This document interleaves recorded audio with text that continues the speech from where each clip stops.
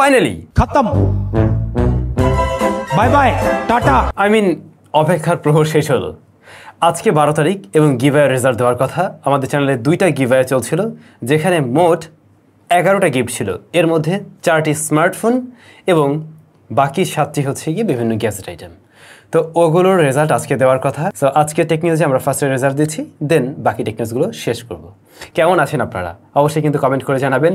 আর আজকের পর থেকে ভিডিওর নিচে গিয়ে লেখার দরকার নেই গিভঅ্যাওয়ে পার্টিসিপেট বা গিভঅ্যাওয়ে অংশগ্রহণ করছি, এই সমস্ত কথা লেখার দরকার নেই, কারণ যতগুলো গিভঅ্যাওয়ে ছিল মনে হয় শেষ হতে যাচ্ছে। আর একটা মনে হয় পছন্দ শপে আছে, আমি ট্রাই করবো আজকের ভিডিওর ডেসক্রিপশনে ওই লিঙ্কটাও দিয়ে দেওয়ার জন্য, যদি থাকে আর কি, চেক করে নেবেন। তো আমরা আসলে এই গিভঅ্যাওয়েটা অ্যারেঞ্জ করি আমাদের চ্যানেলে যখন 2 মিলিয়ন সাবস্ক্রাইবার হয়ে যায় তখন। আপনাদের সবাইকে আরও একবার অনেক বেশি আন্তরিকতা, ভালোবাসা। আপনাদের সাপোর্টের কারণে আমরা এখানে আসতে পেরেছি এবং আশা করছি আপনাদেরকে একসাথে নিয়ে আমরা আরও অনেক দূরে এগিয়ে যাব। সো আমাদের 2টা ভিডিও ছিল, একটা ছিল রেডমি K50 গেমিং এডিশন, এই স্মার্টফোনের আনবক্সিংয়ের দিন। ওইখানে একজন উইনার একটা স্মার্টফোন পাবেন। তো ওইটার রেজাল্ট আমরা ফার্স্টে দিচ্ছি, দেন আমরা যাব হচ্ছে গিয়ে আমাদের দুবাই থেকে যে ভিডিওটা দেওয়া হয়েছিল ওটাতে। সো এখন আমি কি করছি, একদম সরাসরি কম্পিউটারের স্ক্রিনে চলে যাব, সেখানে গিয়ে কমেন্ট পিকারের মাধ্যমে ভাগ্যবান একজনকে খুঁজে নিব।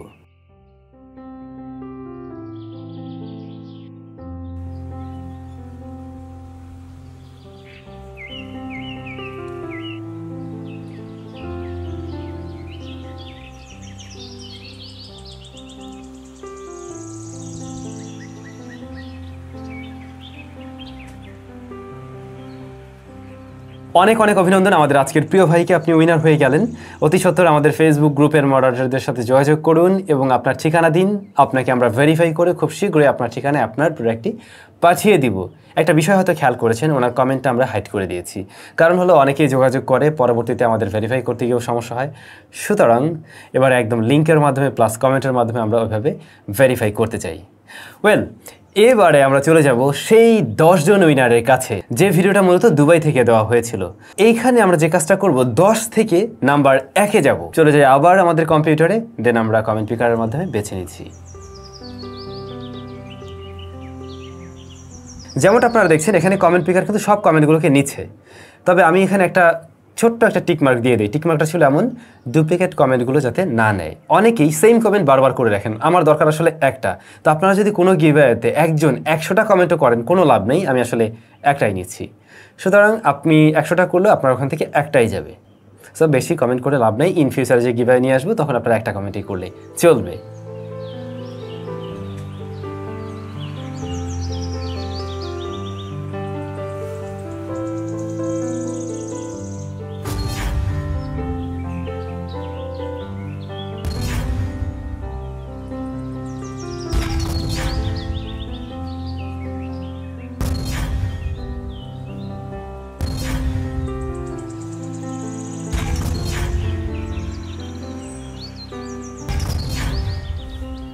ফাইনালি লাস্ট 3 জনের কাছে আমরা চলে আসছি। 3, 2, 1, এরা সবাই মোবাইল ফোন উইনার। চলুন দেখে নেওয়া যাক।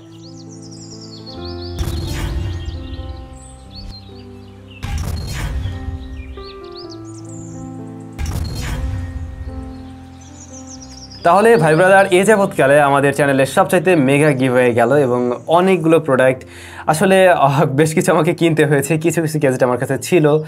তো এগুলো আমি চিন্তা করলাম আমার কাছে রেখেই বা লাভ কি। আর যেহেতু আপনাদের ভালোবাসায় আমরা 2 মিলিয়নের মতো জায়গায় চলে আসলাম, আপনাদের জন্য এবার কী করা যায়। আমি হয়তো সবার জন্য করতে পারবো না, আমি যতটুকু পারছিলাম ততটুকুই করার ট্রাই করছি। ইন ফিউচারে হয়তো আপনাদের জন্য আরও বিভিন্ন গিফটের ব্যবস্থা থাকবে।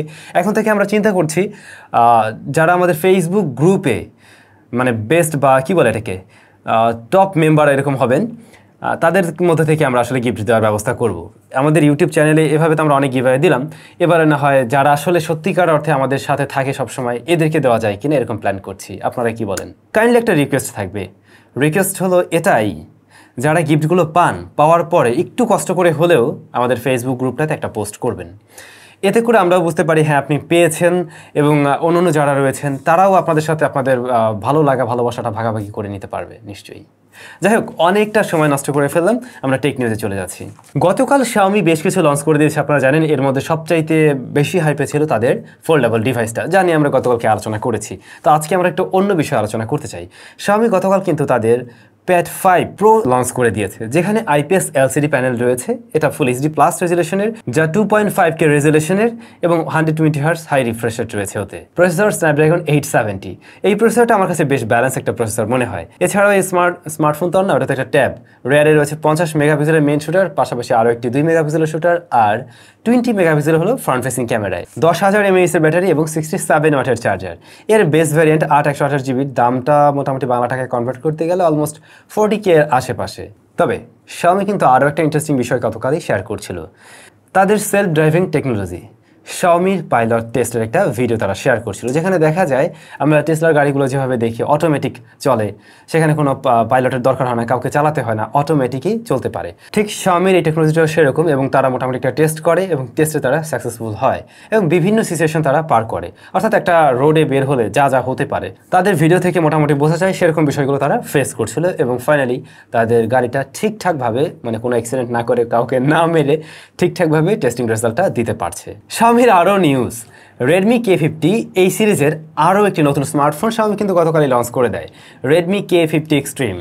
এটাতে রয়েছে Qualcomm Snapdragon 8+ Generation 1। এর বাইরে ক্যামেরাতেও ইমপ্রুভমেন্ট রয়েছে, যেমন 108 মেগাপিক্সেলের ক্যামেরা, মানে বড় সেন্সর আছে, বাকি 8 মেগাপিক্সেল এবং 2 মেগাপিক্সেল আর 20 মেগাপিক্সেলের সামনে, যা আমরা এই সেটআপেও কিন্তু দেখছি। Battery charger almost same, 5000 mAh এর ব্যাটারি এবং 120 ওয়াটের চার্জার। এর বেস ভ্যারিয়েন্টের প্রাইসটা বাংলা টাকায় কনভার্ট করতে গেলে 40,000-এর আশেপাশেই হয়। ভাই ব্রাদার, দেশি নিউজ, আমাদের দেশি ব্র্যান্ড ওয়ালটন নতুন স্মার্টফোন নিয়ে আসছে।